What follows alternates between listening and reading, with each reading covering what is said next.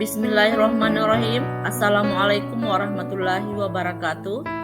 Baik, perkenalkan nama saya Sumiati AS, calon guru penggerak angkatan 6 dari SMA Muhammadiyah Palopo, akan mempresentasikan modul 1.4 yaitu koneksi antar materi. Adapun koneksi materi pada kali ini adalah yang pertama, pemikiran Ki Hajar Dewantara yang terdapat pada modul 1.1, nilai dan peran guru penggerak yang terdapat pada modul 1.2, visi guru penggerak yang terdapat pada modul 1.3, dan yang keempat adalah budaya positif yang terdapat pada modul 1.4. Koneksi pertama dijelaskan pada filosofi Ki Hajar Dewantara, yakni Ki Hajar Dewantara menjelaskan bahwa pembelajaran berarti menuntun anak sesuai dengan kodrat alam dan kodrat zaman. Pendidikan haruslah menerapkan ingarso sung tulodo, ingmadya maun kurso dan tuturi handayani secara seimbang. Dan pendidikan juga haruslah menganut asas trikon, yakni kontinuitas, yaitu berakar pada budaya bangsa yang berkesinambungan, konvergen, pendidikan haruslah memanusiakan manusia, dan konsentris. Adapun koneksi materi yang kedua yaitu nilai dan peran guru penggerak. Dari pernyataan Ki Hajar Dewantara, seorang guru harus mempunyai nilai dan menjalankan perannya agar mampu memberikan motivasi kepada murid-muridnya menuju kebahagiaan setinggi-tingginya melalui proses pembelajaran. Dalam hal ini, nilai guru penggerak ada 5, yaitu berpihak pada murid, mandiri, reflektif, kolaboratif, dan inovatif. Sedangkan peran guru penggerak yaitu menjadi pemimpin pembelajaran, mewujudkan kepemimpinan murid, mendorong kolaborasi, menjadi coach bagi guru yang lain, dan membuat praktisi. Adapun koneksi materi yang ketiga adalah visi guru penggerak. Dalam hal ini, tujuan dari visi guru penggerak itu adalah mengelola perubahan positif untuk membangun budaya positif.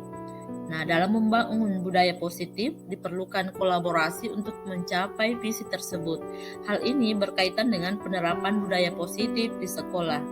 Dalam menerapkan budaya positif, maka langkah konkret yang diambil adalah menggunakan metode Appreciative Inquiry, yaitu AI dengan tahapan Bagja. Nah, Bagja dalam hal ini adalah buat pertanyaan, ambil pelajaran, gali mimpi, jabarkan rencana, dan atur eksekusi. Koneksi materi selanjutnya adalah penerapan budaya positif. Bagaimana kita menerapkan budaya positif pada lingkungan sekolah? Maka perlu adanya tahapan Bagja. Dalam tahapan Bagja akan muncul pembiasaan positif yang biasa dikenal dengan budaya positif. Nah, untuk mewujudkan budaya positif, peran guru di kelas membuat kesepakatan atau keyakinan kelas bersama dengan murid dengan motivasi intrinsik agar memberikan kesadaran dan motivasi dari dalam dirinya. Dalam penerapan budaya positif, seorang guru akan menerapkan tahapan restitusi dalam menjalankan perannya sebagai posisi manajer agar kelas dalam pembelajaran menjadi menyenangkan dan mendapatkan nilai-nilai positif pada peserta didik. Ada beberapa hal yang perlu diketahui dalam penerapan budaya positif di sekolah. Yang pertama adalah disiplin positif, teori kontrol, teori motivasi, hukuman dan penghargaan, posisi kontrol guru, kebutuhan dasar manusia, dan keyakinan kelas, serta segitiga restitusi. Yang pertama adalah disiplin positif. Disiplin positif merupakan pendekatan mendidik murid untuk membentuk kontrol diri. Proses disiplin yang dilakukan digunakan oleh guru untuk membantu siswa. Proses tersebut dilakukan agar siswa lebih mampu mengendalikan diri dan bertindak sesuai dengan peraturan. Dengan demikian, siswa dapat fokus terhadap pembelajaran. Untuk menerapkan budaya positif atau budaya disiplin positif dalam proses kegiatan belajar di kelas, caranya adalah dengan membentuk lingkungan kelas yang mendukung terciptanya budaya disiplin positif tersebut dengan melakukan kesepakatan kelas atau keyakinan kelas. Dalam penerapan disiplin positif, ada 5 posisi kontrol yang harus diketahui oleh guru. Yang pertama adalah penghukum, yang kedua adalah pembuat merasa bersalah, yang ketiga adalah sebagai teman, yang keempat pemantau, dan yang kelima adalah posisi kontrol sebagai manajer. Seorang guru dalam menciptakan budaya positif, maka idealnya harus memposisikan dirinya pada posisi manajer.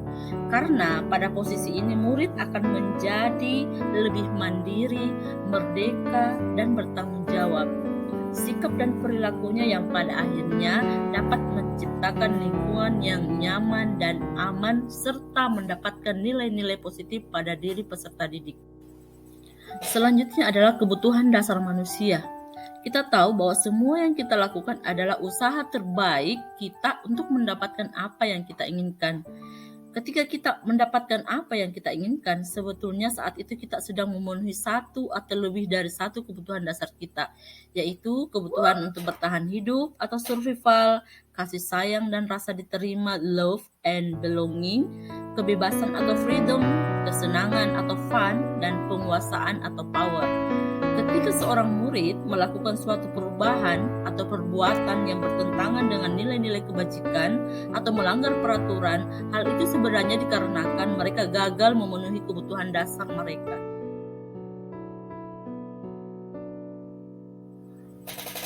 Nah, untuk menerapkan budaya positif atau disiplin positif, maka keyakinan kelas harus dipertajam pada peserta didik.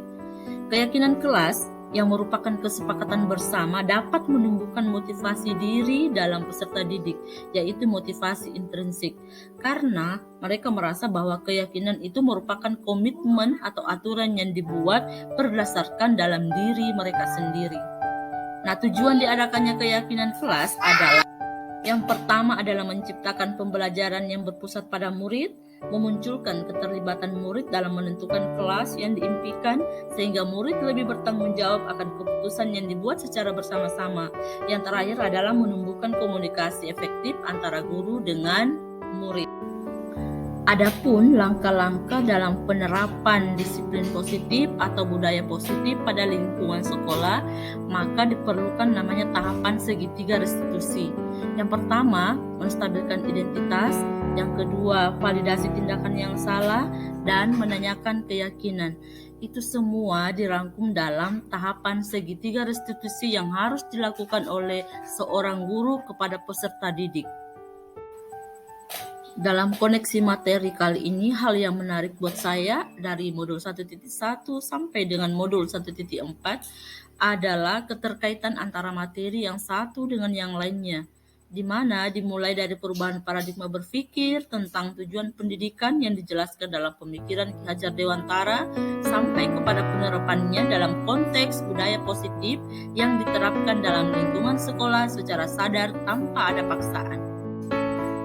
Nah, untuk keterkaitan materi selanjutnya serta berbagai macam pengalaman yang kami alami selama proses penerapan budaya positif akan ditampilkan pada slide-slide berikutnya.